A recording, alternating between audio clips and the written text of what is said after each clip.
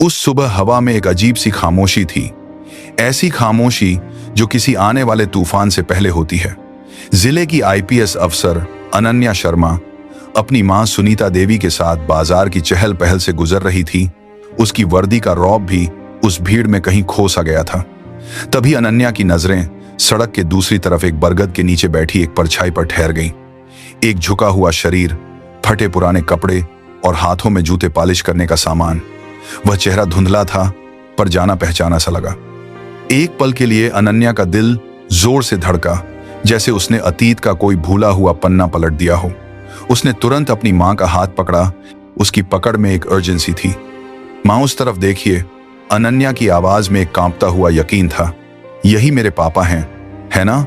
सुनीता देवी ने उस दिशा में देखा और उनका चेहरा पल भर में सफेद पड़ गया, जैसे किसी ने उनके सारे रंग चुरा लिए हों। वह घबरा गईं। उनकी आंखों में दशकों पुराना दर्द और गुस्सा तैर गया। नहीं बेटा, उन्होंने फौरन इनकार किया। उनकी आवाज में एक बनावटी सख्ती थी। यह तुम्हारे पापा कैसे हो सकते हैं? तुम्हारे पापा तो अच्छे खासे आदमी थे। यह तो एक मोची है, देखो जूते पॉलिश कर रहा है। ये तुम्हारे पापा नहीं हो सकते। लेकिन अनन्या की नजरें उस चेहरे से हटी नहीं थीं। वही आंखें, वही नाक, बस वक्त ने उन पर अपनी सिलवटें बना दी थी।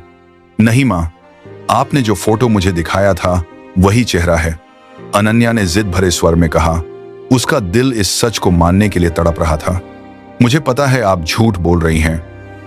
यही मेरे पापा हैं। प्लीज मां, इन्हें हमारे घर लेकर चलिए। देखिए ना, इनकी हालत कितनी खराब है।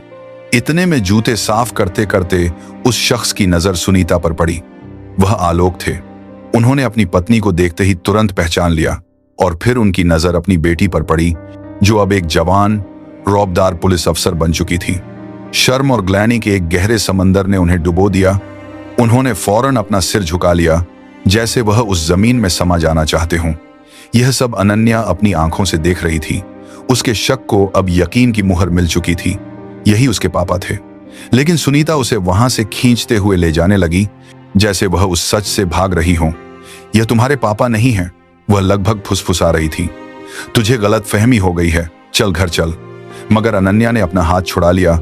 उसकी आंखों में अब आंसू थे और आवाज में एक बेटी की पुकार। नहीं मां, पापा को घर लेकर चलो। देख तो लो उनकी हालत कितनी खराब है। सब ठीक हो जाएगा। मां, भले ही आप दोनों का तलाक हो चुका है, लेकिन वह मेरे पापा हैं। आपकी और उनकी दुश्मनी हो सकती है, लेकिन मेरी तो नहीं है। मैं अपने पापा को घर ले जाऊंगी। पर सुनीता मानने को राजी नहीं थी। उनका दबा हुआ गुस्सा अब ज्वालामुखी की तरह फूट पड़ा। देखो, वह गुस्से से चिल्ला उठी। अगर तुम उन्हें घर लेकर जाओगी तो मैं तुम्हारे साथ नहीं रहूंगी। अगर तुम्हें अपने पापा चाहिए तो मुझे भूल जाओ। ज्यादा जिद मत कर, ये तुम्हारे पापा नहीं हैं। सुनीता अनन्या को जबरदस्ती खींचते हुए घर ले आई। अनन्या मजबूरी में कुछ नहीं कर सकी।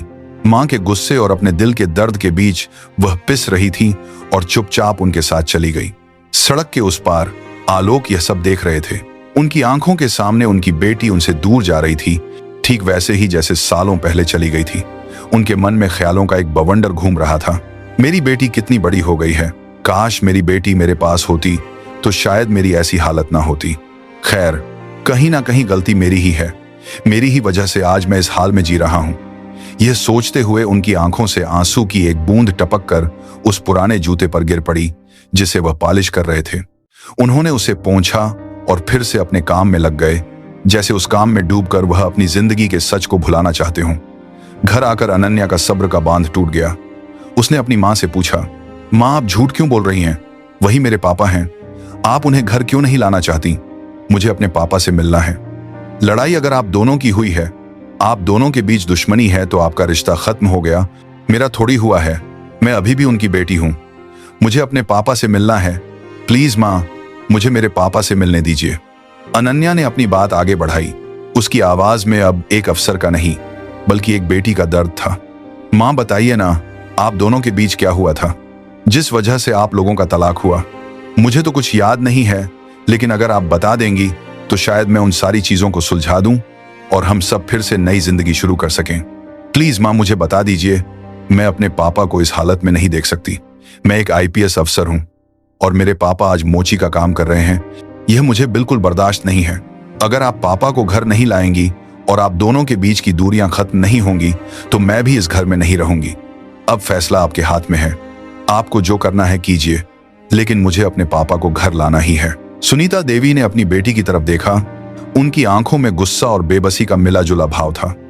तुझे जो करना है कर ले बेटा, उन्होंने एक ठंडी आवाज में कहा, मगर मैं उसे घर नहीं लाऊंगी। तुझे इस घर में रहना है या नहीं, यह तेरा फैसला है, लेकिन मैं उस आदमी को इस गुस्सा और बैनी हाँ के मैने में घर में कभी नहीं लाऊंगी। मैं बुझी हुई आग को फिर से जलाना नहीं चाहती। अगर तू मेरे साथ नहीं रहना चाहती तो अलग बात है, वैसे भी तेरे पापा ने मुझे छोड़ दिया था। अब अगर तू भी मुझे छोड़ना चाहती है तो छोड़ दे, लेकिन मेरा दिल नहीं चाहता कि वह मेरे घर आए। बेटी, तुम समझती नहीं हो, यह बात इतनी गहरी है कि तुम्हें समझा भी नहीं सकती। यह कहकर सुनीता चुप हो गई और अपने कमरे में चली गई। अनन्या को उसके सवालों और भावनाओं के तूफान के साथ अकेला छोड़कर अनन्या मन ही मन सोचने लगी, आखिर इतनी बड़ी कौन सी बात हो गई कि माँ आज तक नहीं मान रही हैं? क्या मेरे पापा इतने बुरे इंसान थे जिस वजह से माँ के दिल में इतना गुस्सा है? लेकिन क्यों? क्या ऐसा हो सकता है कि माँ चाहती ही ना हो कि मैं पापा को घर लाऊं? क्या वह चाहती हैं कि मैं भी इस घर को छोड़ दूं? लेकिन क्यों? माँ मुझे इग्नोर कर रही हैं, मुझे छोड़ने की धमकी दे रही हैं, पर पापा को घर नहीं लाना चाहती। आखिर इतनी बड़ी कौन सी बात है? मुझे तो पता करनी ही पड़ेगी कि किस वजह से माँ इतनी गुस्सा हैं कि मुझे भी छोड़ देंगी, लेकिन पापा को घर नहीं लाएंगी। वह यही सब सोच रही थी और उसके दिल ने एक फैसला कर लिया था। दूसरे दिन अनन्या ने अपनी माँ को बताया कि वह ड्यूटी पर जा रही है, लेकिन उसका इरादा कुछ और था। वह चुपके से खुद आलोक से मिलने के लिए निकल पड़ी। सुनीता को बिल्कुल भी अंदाजा नहीं था कि उनकी बेटी उनके जख्मों को कुरेदने जा रही है।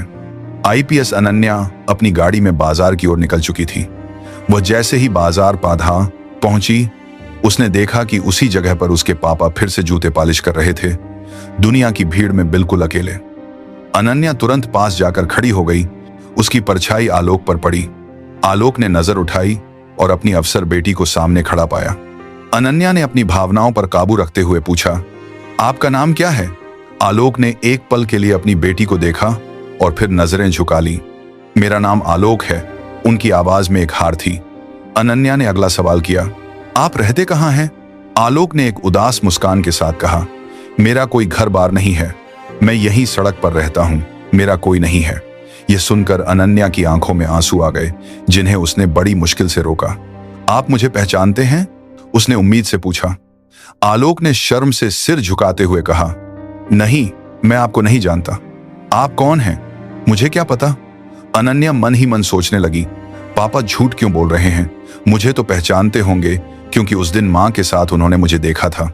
वह फिर बोल पड़ी, आप मुझे जानते नहीं हैं? मेरा नाम अनन्या है, याद कीजिए, शायद जानते होंगे, कहीं ना कहीं तो आपने मुझे जरूर देखा होगा ना? आलोक ने अपनी भावनाओं को छिपाते हुए कहा, नहीं बेटा, मैंने तुम्हें कहीं नहीं देखा है, मुझे सब याद है और मुझे यह भी नहीं पता कि अनन्या कौन है। हाँ, हो सकता है तुम मुझे जानती हो, लेकिन मैं तुम्हें नहीं जानता बेटा। यह सुनकर अनन्या को थोड़ी राहत मिली, क्योंकि उसने अपने पापा के मुंह से बेटा शब्द सुन लिया था। इस एक शब्द ने उसके इरादे को और मजबूत कर दिया। आप मेरे पापा हैं। वह सीधे मुद्दे पर आ गई। आप झूठ बोल रहे हैं। मुझे पता है कि मेरी मां से आपकी शादी हुई थी और मैं आपकी बेटी हूं। मुझे नहीं पता कि आप दोनों के बीच क्या हुआ, किस वजह से रिश्ता टूटा, लेकिन अब मैं आप दोनों को एक साथ देखना चाहती हूं। मेरा सपना है कि मेरी मां और पापा फिर से एक साथ रहें। यह सुनकर आलोक घबरा गए, जैसे किसी ने उनकी चोरी पकड़ ली हो। आप यह सब क्या कह रही हैं? उन्होंने हकलाते हुए कहा, मेरी तो शादी भी नहीं हुई। आप शायद किसी और के बारे में बात कर रही होंगी। मैं किसी का पापा नहीं हूं। अनन्या समझ गई थी कि उसके पापा शर्म और अपराध बोध के बोझ तले दबे हुए हैं। वह मन ही मन सोचने का बौद्ध कर रहा है। लगी, मेरे पापा सब झूठ बोल रहे हैं। माँ और पापा दोनों ही मिलना नहीं चाहते, मगर मैं तो इन्हें मिलाकर ही रहूंगी। वह फिर से बोली, देखिए, मुझे पता है कि आप मेरे पापा ही हैं और मैं आप दोनों को मिलाकर रहूंगी, चाहे आप लोग जितना भी दूर भागें। चलिए मेरे साथ घर चलिए। आप यह सब क्या कर रहे हैं? आपको यह शोभा नहीं देता। मैं एक आईपीएस हूं और एक आईपीएस की बेटी के पापा इस तरह का काम नहीं करते। प्लीज पापा, घर चलिए। यह सुनकर आलोक की आंखों में आंसू आ गए, जो अब तक उन्होंने रोक रखे थे। वह आंसू पोंछते हुए बोले, नहीं बेटा, मैं तुम्हारे घर नहीं जाऊंगा। वह मेरा घर नहीं है, वह तुम्हारा घर है। तुम रह सकती हो, लेकिन मैं थोड़ी ना तुम्हारे घर जा सकता हूं। हाँ, बोल दिया, हो गया। मैं यहीं रहता हूं बेटा, और यहीं रहूंगा। मुझे किसी के घर जाने की जरूरत नहीं है। मैं ठीक हूं बेटा, तुम घर जाओ। अनन्या समझ चुकी थी कि इस तरह से इन दोनों को मिलाना आसान नहीं होगा। उसे अब कोई और तरीका ढूंढना पड़ेगा। वह उस सच की तह तक जाना चाहती थी कि आखिर उसकी माँ और पापा के बीच हुआ क्या था, किस वजह से उनका रिश्ता टूटा था। वह यह भी ठान चुकी थी कि उस रिश्ते को जोड़ने के लिए कुछ भी करेगी। इसीलिए अगले ही दिन अनन्या ने अपनी माँ से एक नया सवाल पूछा। माँ, आपकी कोई सहेली या दोस्त नहीं है क्या? सुनीता देवी अपनी बेटी के इस अचानक सवाल से चौंक गईं, लेकिन उन्होंने जाहिर नहीं होने दिया। क्यों नहीं बेटा, दोस्त क्यों नहीं होंगे? उन्होंने सहजता से कहा। मेरे दोस्त भी थे और सहेलियां भी, और अभी भी मेरी एक दो सहेलियों से बात होती रहती है। जैसे तुम्हारे भी बहुत सारे दोस्त हैं, वैसे ही मेरे भी हैं। लेकिन क्यों बेटा, यह सवाल क्यों? अनन्या ने बहाना बनाया। नहीं माँ, ऐसे ही पूछ रही थी। मैंने सोचा कि आपके दोस्त हैं या नहीं, वैसे भी घर में तो कभी कोई आता नहीं है, इस वजह से पूछ लिया। अनन्या की बात सुनकर सुनीता को थोड़ा शक हुआ कि अचानक यह सवाल क्यों पूछा जा रहा है। फिर वह बोली, सच बताओ बेटा, तुमने यह सवाल क्यों पूछा? अनन्या ने अपनी योजना को आगे बढ़ाते हुए कहा, माँ बस ऐसे ही पूछ रही थी क्योंकि आप लोगों ने कभी अपनी सहेलियों को घर पर बुलाया नहीं, किसी त्योहार पर भी नहीं बुलाती। तो मैं सोच रही थी कि अगर आपकी कोई अच्छी सहेली है तो आप उन्हें घर बुला लीजिए। मेहमान आएंगे तो हम लोग मिलकर मेहमान इंदेज नवाजी करेंगे। कितना अच्छा लगेगा। अनन्या की बात सुनकर सुनीता का मन पिघल गया। हाँ बेटा, तुमने सही कहा। मेरी एक दो सहेलियां हैं जो पास में ही रहती हैं, उनकी शादी हो चुकी है। अगर बुलाऊंगी तो जरूर आएंगी। दूसरे दिन सुनीता देवी में की सहेली कविता घर आई। सबने मिलकर खाना खाया, खूब पुरानी बातें की। उसके बाद जब कविता अपने घर जाने लगी तो अनन्या ने मौका देखकर कहा, अरे आंटी, आप घर जा रही हैं तो अपना नंबर दीजिए ना, कभी कभी कॉल पर बात कर लेंगे।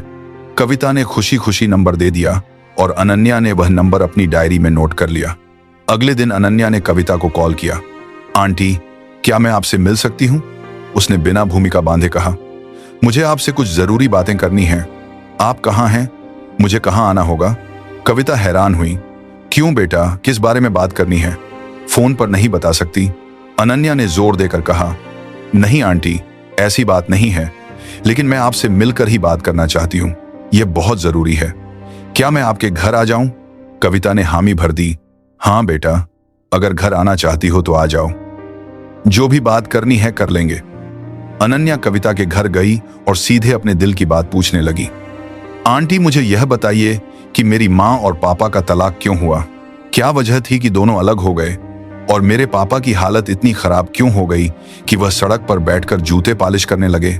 यह सुनकर कविता ने एक गहरी सांस ली, जैसे वह किसी पुराने धूल भरे संदूक को खोल रही हो।